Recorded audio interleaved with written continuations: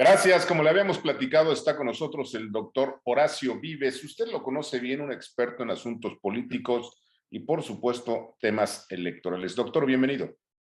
Muchas gracias, Ricardo. Muy contento de poder conversar de nuevo con tu audiencia. Doctor, pues estamos a unos días de la revocación de mandato prevista para el 10 de junio y pues siguen los embates contra el INE, sigue esta embestida desde el Estado mexicano contra el Instituto Nacional Electoral. ¿Frente a qué estamos, doctor? Pues mira, yo creo que estamos frente al hacer una evaluación de la realidad en el sentido de que cuando se aprobó la figura de la revocación de mandato, cuando se aprobó la legislación que daría lugar a la revocación de mandato, que es importante ponerlo en contexto, fue una iniciativa estudiada y aprobada por el gobierno y su partido. Entonces, pues evidentemente contó en su momento con el aval de lo que en ese momento se suscribió y se aprobó. Y ahora se están dando cuenta que pues hicieron una aprobación de una ley de revocación de mandato pues muy mal hecha.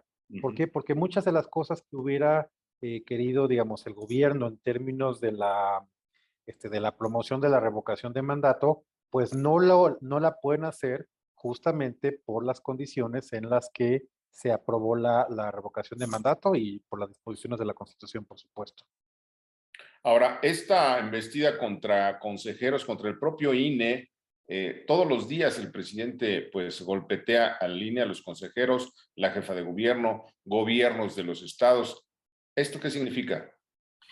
Pues mira, esto de alguna manera es una constante de algo que ha ocurrido desde que arrancó este gobierno, en el sentido de tratar de debilitar no solamente al INE, sino en general a los organismos constitucionales autónomos y a todas esas áreas del Estado mexicano en el cual pues el gobierno no tiene influencia, injerencia o control. Entonces, pues se trata de una eh, revisión, ¿no?, actualizada de algo que ha estado ocurriendo pues prácticamente desde el arranque del gobierno y desde la campaña misma, ¿no? Ahora, parece una contradicción que por un lado el gobierno pues debilita al INE, le quitó recursos y por el otro exhibe al INE como incapaz de hacer lo que pues le manda la Constitución. Esta contradicción, ¿a dónde lleva? ¿Cuál es el fin de esto? Mira, como habíamos comentado en otras ediciones, Ricardo, y haciendo el paralelismo con la muy fallida y desafortunada consulta popular, que fue un ejercicio muy raro, donde la pregunta era muy compleja, donde la intención política era completamente distinta a lo que se les consultó a la ciudadanía en ese momento, en agosto del año pasado de 2021. De alguna manera lo que se está haciendo es preparando una narrativa para explicar el resultado de la elección. O sea, es muy difícil adelantar vísperas, pero creo que hay que poner algo en contexto para que la audiencia, digamos, vaya valorando frente a qué estamos. Recordaremos muy brevemente que cuando fueron las elecciones presidenciales de 2018, habían como dos cifras muy claras, ¿no? Que el famoso 53% votó por López Obrador y los 30 millones de votos de ciudadanía que respaldaron a su candidatura. Ahora estamos frente a una ley que exige que vote el 40% de la lista nominal, misma que acaba de aprobar el INE, que es de 92.800.000 registros ciudadanos, digamos, para ponerlo en números cerrados. El 40% de esto obligaría a que 37.129.286 ciudadanas y ciudadanos vayan a emitir su voto ese día. Estamos hablando de prácticamente más de 7 millones de los que votaron por López Obrador ese día. Entonces, digamos, el escenario de aprobación de la revocación de mandato para que sea vinculante, y ni siquiera me estoy pronunciando en un sentido o en otro, Claro. pues implica un esfuerzo muy grande en términos de llamar a la ciudadanía a que vayan a emitir su opinión el 10 de abril. Ahora, hay extremos ya, en mi opinión, claro, que pues dejan ver que esto puede escalar a otros niveles. Eh, Someter a juicio político, por ejemplo, o un intento de juicio político aún a los dos consejeros que más pues han sido críticos del propio gobierno.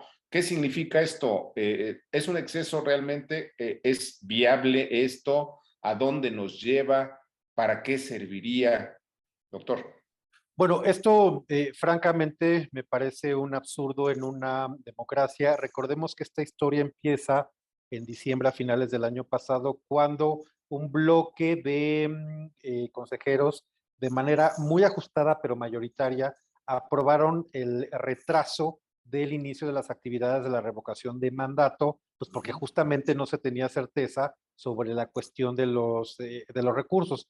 Entonces ahí inició este intento de denuncia que sin duda alguna lo que se debería de hacer es de detener, porque estas denuncias, más allá de las declaraciones que han hecho determinados políticos, pues siguen corriendo su curso, ¿no? Uh -huh. Y frente a lo que estamos para responder puntualmente a tu pregunta, es a un uso faccioso de los instrumentos del Estado mexicano en materia de justicia, pues para una persecución política que no debe ser de ninguna manera aceptada en un Estado democrático, porque recordemos que justamente lo que les da a las consejeras y los consejeros del INE, en tanto un órgano político, el máximo órgano político decisorio en materia electoral, en materia administrativa electoral, pues es justamente esta enorme libertad que tienen para poder emitir opiniones y sobre todo tomar decisiones que por supuesto pueden afectar a uno o a otro actor partidista en contienda. Y si no respaldamos, si no respetamos esa autonomía y ese blindaje en el opinar y en el actuar de los consejeros, pues de lo que se trata es de debilitar un órgano, una autoridad electoral.